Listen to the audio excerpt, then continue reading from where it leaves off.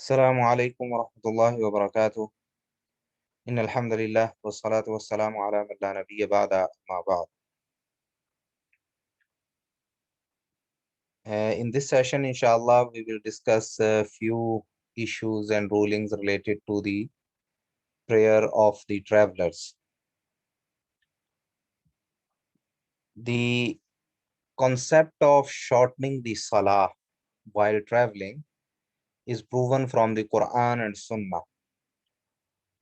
From the Quran, the relevant ayat is in Surah An-Nisa, where Allah subhanahu wa ta'ala, He said, لَيْسَ عَلَيْكُمْ جُنَاحٌ أَن تَقْصُرُوا مِنَ الصَّلَاةِ إِنْ خِفْتُمْ أَن يَفْتِنَكُمُ الَّذِينَ كَفَرُوا. That there is no sin on you, there is no harm in shortening the prayer when you are traveling and you have khawf, you have fear that disbelievers, non-believers, they may afflict you. And Allah subhanahu wa ta'ala also mentioned in another verse that وَإِذَا ضَرَبْتُمْ فِي الْأَرْضِ فَلَيْسَ عَلَيْكُمْ جُنَاحٌ أَن تَقْصُرُوا مِنَ الصَّلَاةِ. The words are, before this ayah, the words are إِذَا ضَرَبْتُمْ فِي الْأَرْضِ, when you are traveling. So this ayah, although this was initially related to the times of fear only, but after that, from the Sunnah, this is proven that this relaxation has been made in general and permanent without the condition of fear.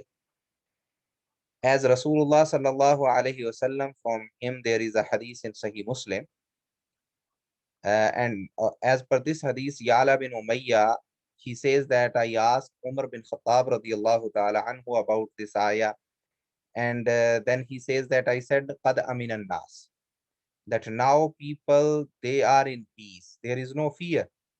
Faqala ajibtu mimma ajibta min.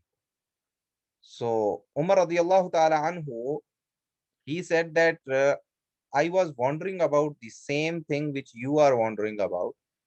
So I asked Rasulullah sallallahu alaihi wasallam about that. So Rasulullah sallallahu alaihi wasallam, he said to me, Sadaqatun tasaddaqallahu biha alaykum, that this is a sadaqah from Allah subhanahu wa ta'ala for you. This is a relaxation from Allah subhanahu wa ta'ala. Faqbalu sadaqatahu. So you accept his charity, his gift, and his sadaqah for you.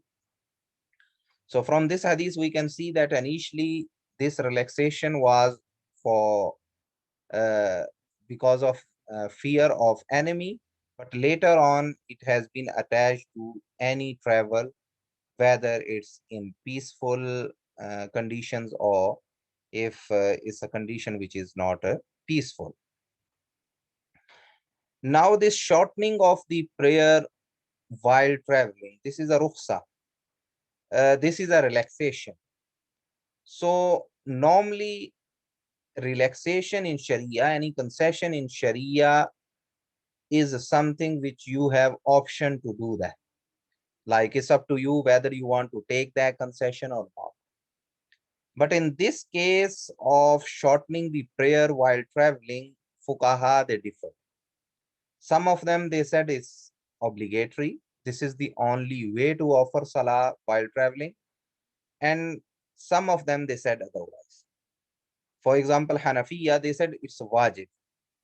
This is how salah is prescribed for a traveler. So a traveler must shorten his prayer. And when we say shortening the prayer, that applies to 3 prayers only. Those prayers which has 4 rakahs, Zohar, Asr, and Isha.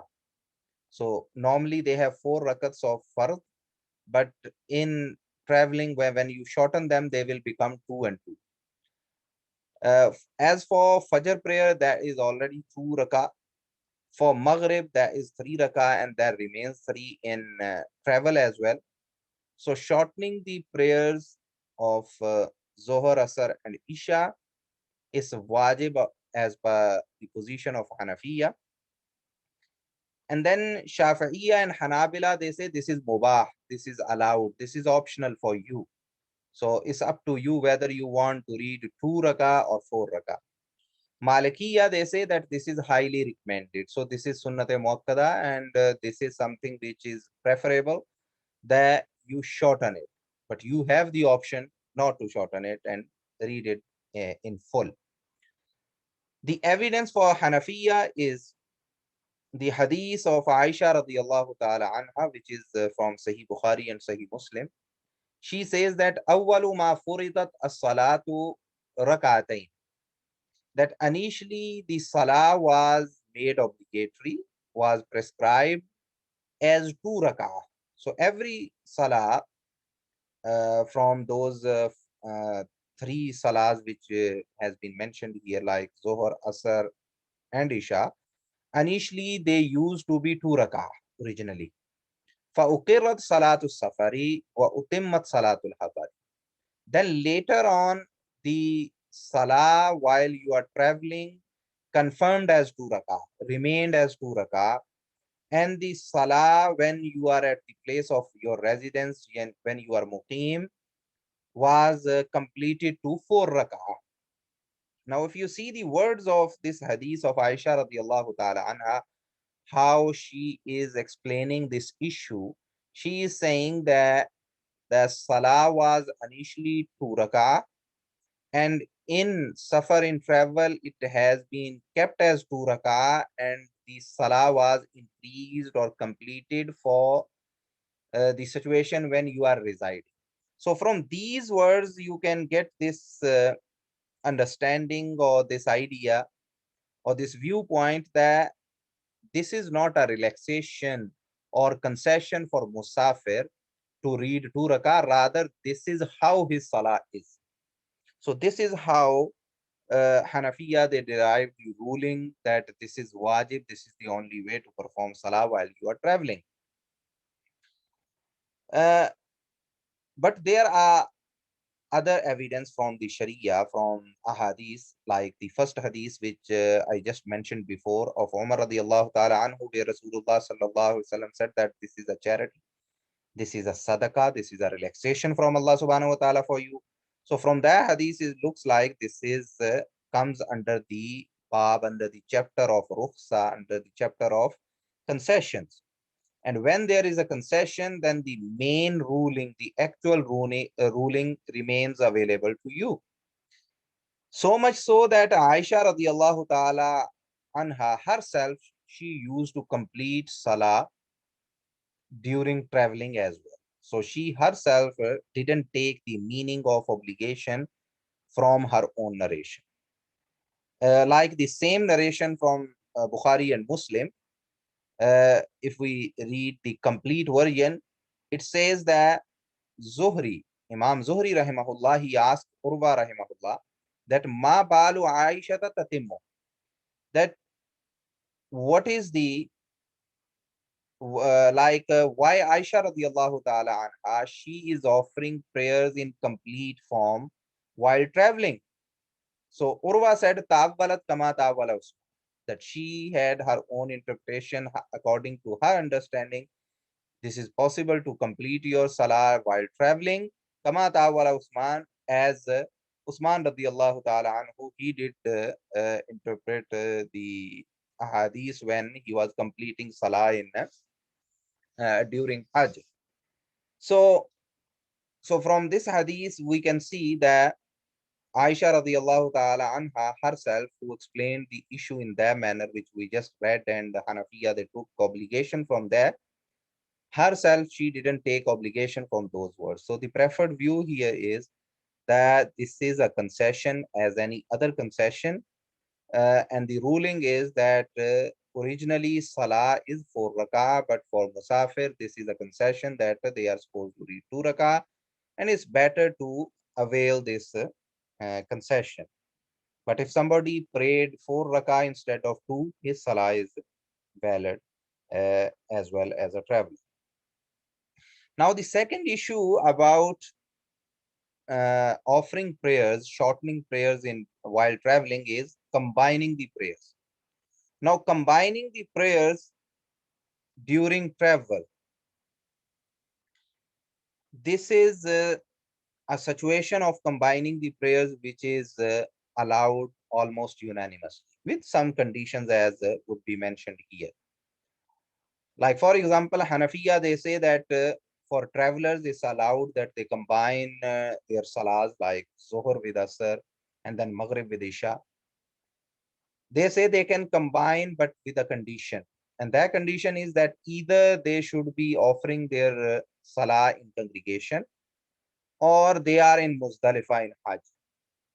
And they took these conditions from the narrations which mention that Rasulullah sallallahu alaihi wasallam he combined two salahs, and of course Rasulullah sallallahu alaihi wasallam, when he used to do that, he used to be leading in his prayer. So they tried to took this condition from there, but this is not a proper way to take conditions. So something which is irrelevant cannot be taken as a condition.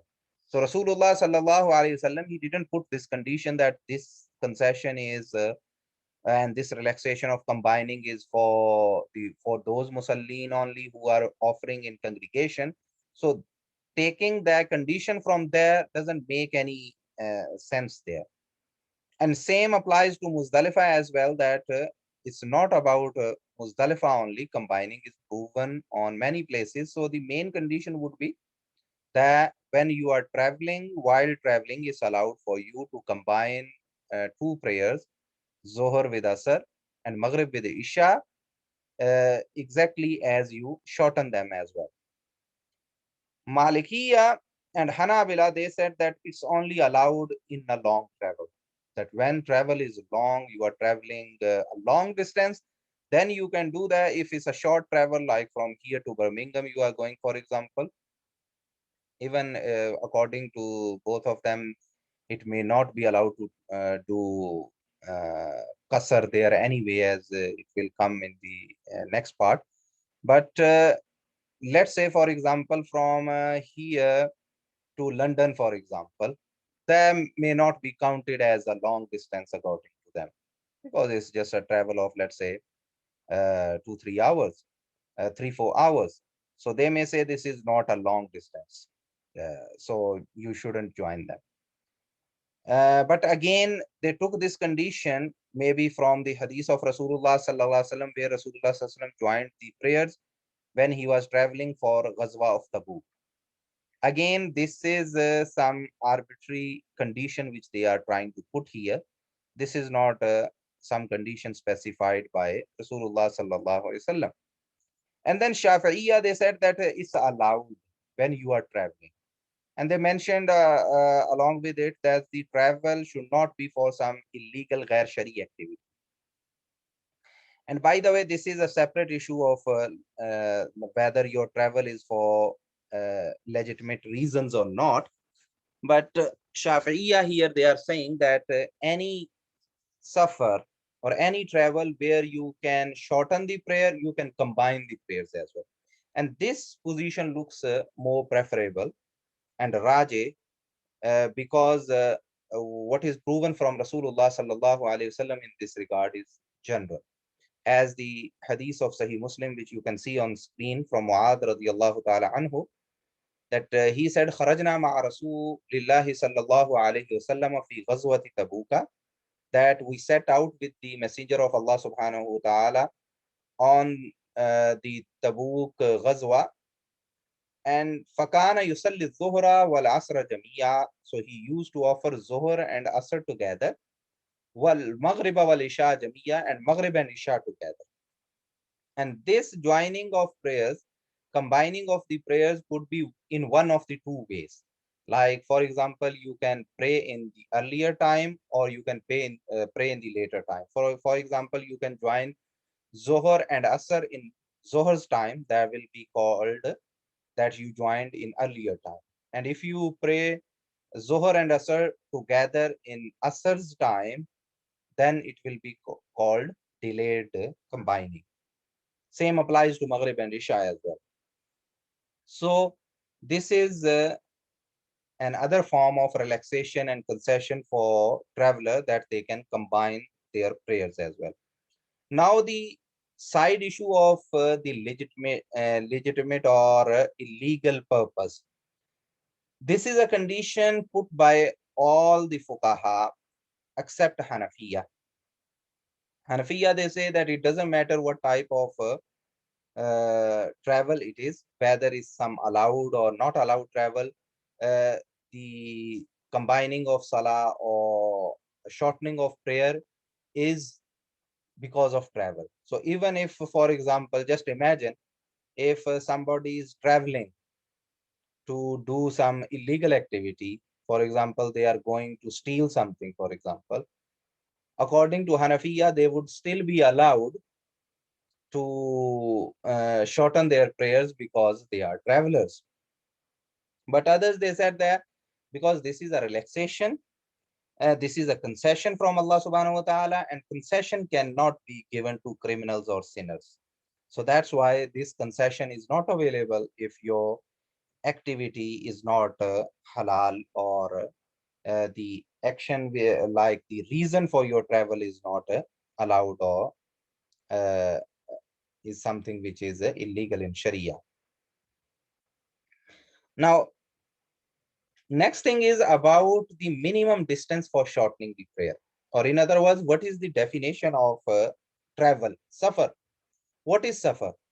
We get out of our house and we go to masjid. That is not safar. That is not travel. We go for shopping to a supermarket in our own town. That is not travel. We commute to a place of work within our city, for example. That is not travel. So travel, what is travel?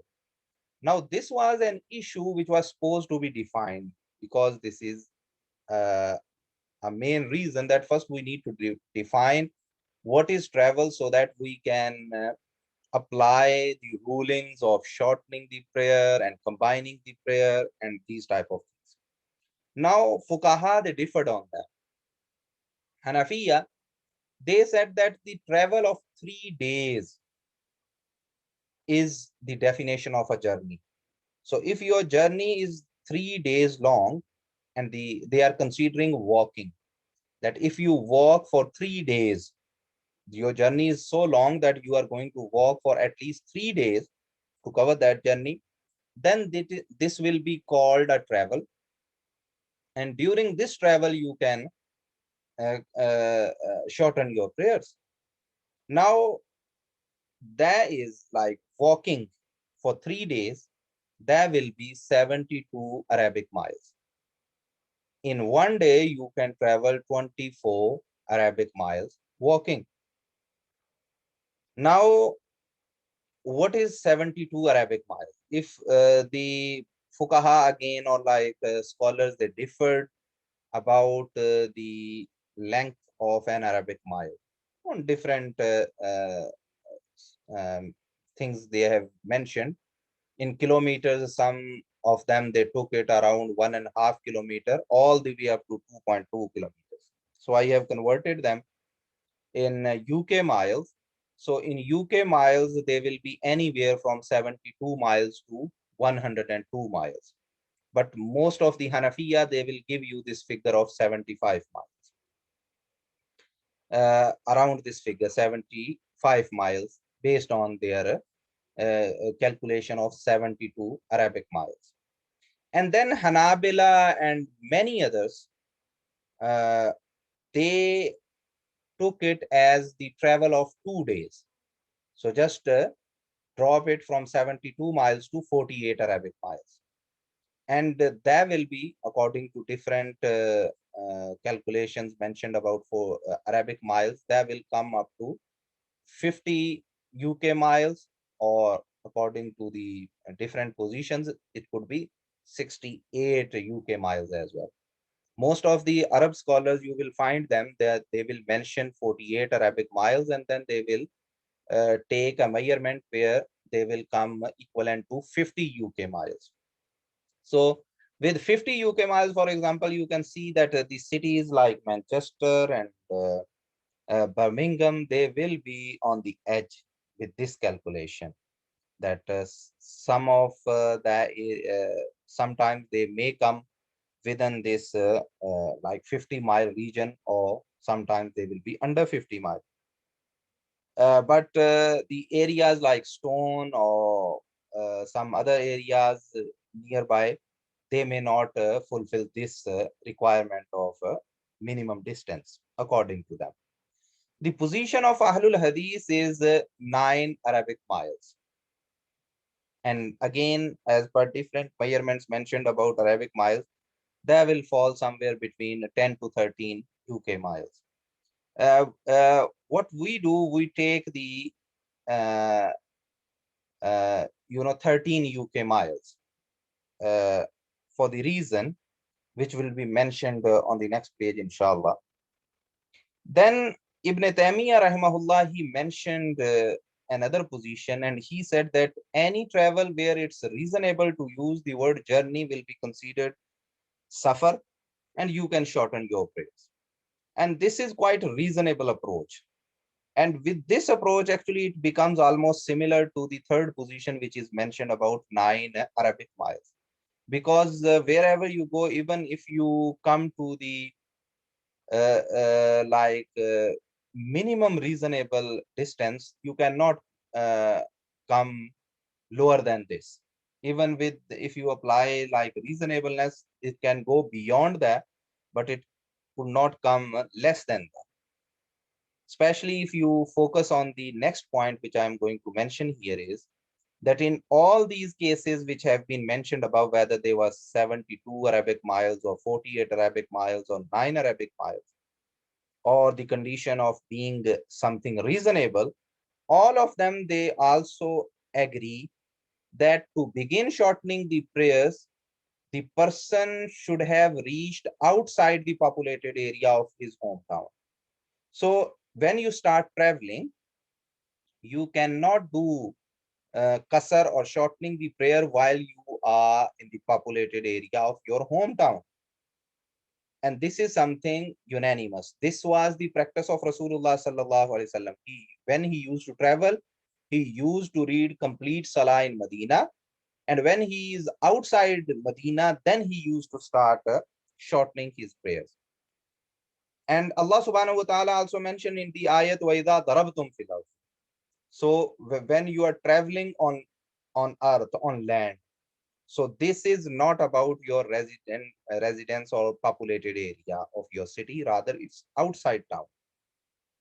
So that's why this is the unanimous position among the fuqaha and scholars, that a person should be outside the populated area of his hometown to begin with shortening.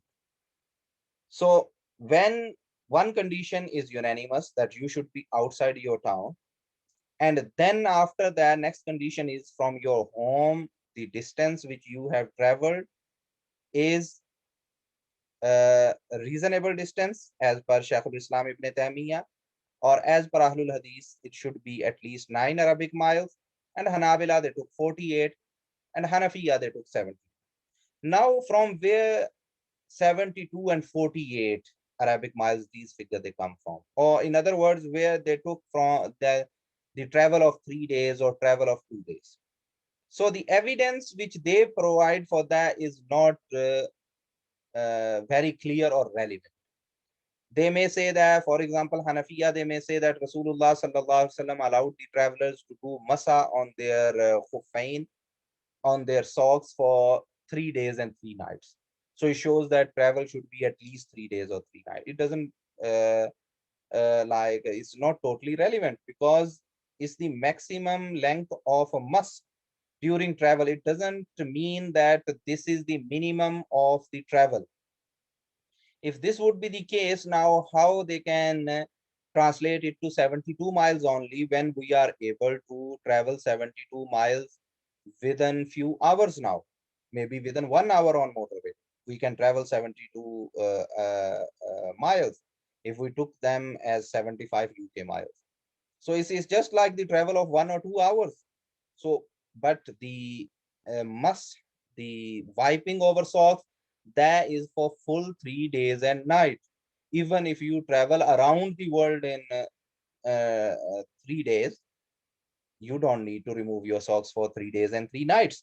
So taking this distance from the hadith, it doesn't make much sense. So same applies to Hanabila as well. They took it from a hadith where it is mentioned that a woman cannot travel without mahram for 2 days and 2 nights. Again, that is not related to the topic. But the position of 9 Arabic miles, that is specific from hadith. And that hadith is from Sahih Muslim. Anas bin Malik radiallahu ta'ala anhu, he was asked by Yahya bin Yazid, who was a student of Anas bin Malik. Yahya bin Yazid said that I asked Anas bin Malik radiallahu ta'ala anhu about shortening of the prayer. So he said that Rasulullah sallallahu alayhi wasallam idha kharaja masirata salasata amyalin or salasata farasikha salla rak'atayn. That Rasulullah sallallahu alayhi wasallam, when he used to travel for 3 miles or 3 farsakh. Now there is a narrator in this hadith. His name is Shoba, Imam Shoba rahimahullah. He had some doubt about it, that whether my teacher mentioned the word mile or he mentioned farsakh. Actually, farsakh is 3 miles. So whether my teacher mentioned 3 miles or 9 miles, he says. He mentioned one of these two. He says that when Rasulullah sallallahu alaihi wasallam used to travel this much, salla rakataini, he used to observe 2 rak'ahs. So he used to shorten his prayer. Now this hadith is very specific about the masafa, about the distance. And to be on safe side, we take 3 farsakh instead of 3 miles, because he doubted about that. So 9 miles are taken from this hadith, and this hadith is specifically about the issue. That's why we prefer that when a person travels 9 Arabic miles, and again, to be on safe side, we take the maximum measurement which scholars they took, because the earliest measurements for Arabic mile we can take from Banu Umayyah, the age of the era of Banu Umayyah, and that is 2.285 kilometer. So from there, it will come to 13 UK miles. So when you are going to travel, and your travel is going to be outside your hometown, so from your house, if the destination, the distance between your home and your destination, if it's 13 miles or more, then you can shorten your prayers as soon as you are outside your town. As soon as you are outside your town. So for example, if to travel from your home to the outside of your town is 5 miles only, for example, as soon as you are outside your town, you are allowed to uh, uh, shorten your prayer. You don't have to be beyond 13 miles. And same applies to, and this is unanimous. So other people who say that this is 48 miles, Arabic miles, or 72 Arabic miles, they also say that if your total travel is 72 miles, for example, you are allowed to shorten your prayer as soon as you leave your hometown. So that is unanimous. So that's why if, for example, you are going to go to Manchester or Birmingham from Stoke-on-Trent, for example, then as soon as you are outside Stoke-on-Trent, you want to pray, you can shorten your prayer. The next hadith which I am going to mention here is about the issue that when you are in your hometown, you cannot combine or shorten your prayer just with the justification or reason that you have intended to travel, because this would be against the sunnah of Rasulullah sallallahu alaihi wasallam. Anas bin Malik radiyallahu ta'ala anhu, he says, this is from Sahih al-Bukhari, that Sallan Nabiyyu sallallahu alaihi wasallam bil Madinati arba'an, that Rasulullah sallallahu alaihi wasallam prayed and offered 4 rak'ah in Medina, wa bi Zil Hulayfati rak'atain, and then 2 rak'ah at Zul Hulayfa. So when Rasulullah sallallahu alaihi wasallam he was going to start traveling, he was in Medina, he prayed Zohar 4 rak'ah, but then they moved out of Medina, and on Zul Hulayfa, which is outside Medina, he prayed 2 rak'ah of Asr. Now the next issue, and that this would be the final issue for today's lesson, is that what is the maximum duration of stay for shortening the prayer. Now, when you are traveling and you are in active travel, you will continue shortening your prayer. It doesn't matter how long the travel is. And during travel, what happens? You have stopovers. You may stop somewhere, like, for example, uh, uh, people they used to travel back in those days, and they used to relax at night time, for example, or they used to travel at night time and they have relaxation in the later part of night and earlier part of the day. So when they have stopovers, of course, you will continue shortening your prayers in those stopovers. And then maybe you reach somewhere at your destination and you have some work there. You will complete your work quickly and you will come back. So you will stay for a few days there as well. Now, what is the maximum duration of that temporary stay there? That if the stay goes beyond that duration, then you will be counted as a person who is muqim, who is settled there and who is living there. So he's not a traveler anymore. Now, scholars they differed on that.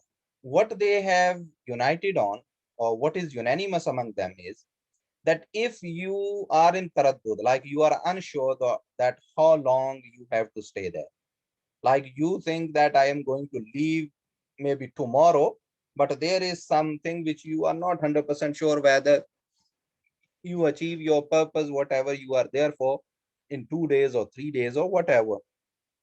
So you are not sure.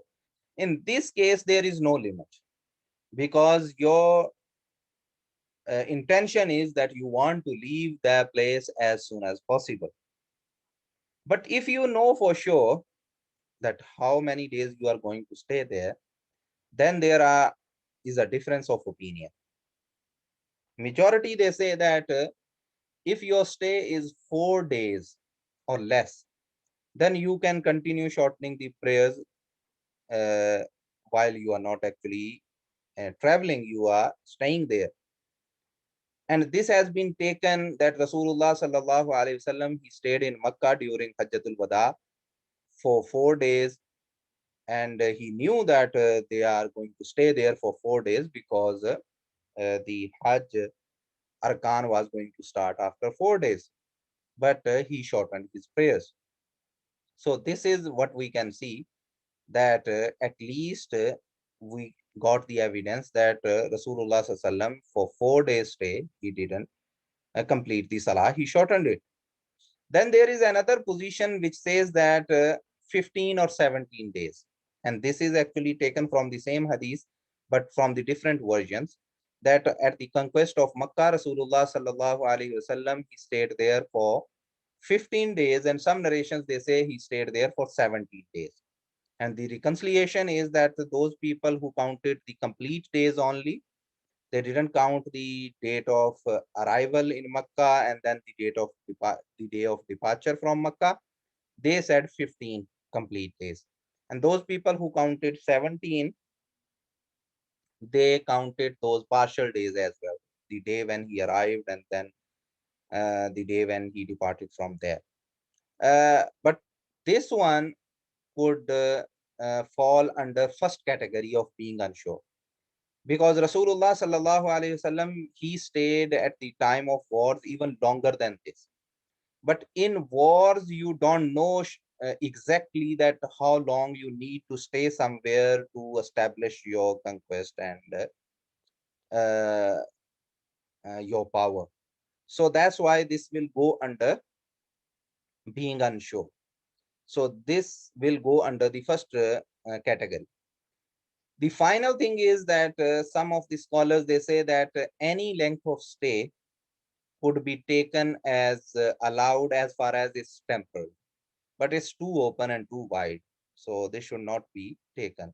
So the safest position is to take the position of 4 days stay, that if you are going to stay for 4 days or less, for example in a hotel, somebody goes to Turkey for example and they are staying in a hotel for 7 days, then they should complete their prayers and they should not continue shortening their prayers.